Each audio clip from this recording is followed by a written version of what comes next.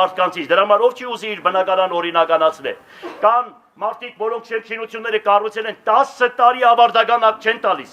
10 տարի, որպեսզի ավարտական ակտ տան, այդ մարդիկ էլ աշխատեն, գույկա հարկ մուծեն, հողի հարկ մուծեն, եւ այդպես հազարավոր դեպքեր կան, այ գիտեմ որտեղից կարելի է աշխատավարձը բարձրացնել։ Ես հիմա չեմ ուզում ձեզ գործից կտրում եմ ինձ եւս մեկ անգամ կներեք, բայց քաղաքի ճակատագիրն է։ Եթե մարդիկ կան, որ ասում են մենք անտարբեր ենք, તો ինչ գործ ունենք, ման այսքան բանը տեսնելով, այսքան մեռնելով, այսքան անուն թափելով, որ ես կանգնել եմ ձեր դիմաց,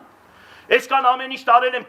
եղած չեղածս բերեցախեց ձեզ համար, եկեղեցի եմ կառուցում, ամեն ինչ արել եմ։ Եթե այսքան բանից հետո դուք պետք է ճշմարտությունը չտեսնեք, ուրեմն ըստ հավատքի կում եղիցի քեզ։ Ինչքան որ դուք եք, այդ կանել կլինի ձեր առաջնորդը։ Այն հանգարցակի ոչ մեկին չմեղադրեք, պատրաստվեք թուրքերին վիլայետ դառնելու Հայաստանը։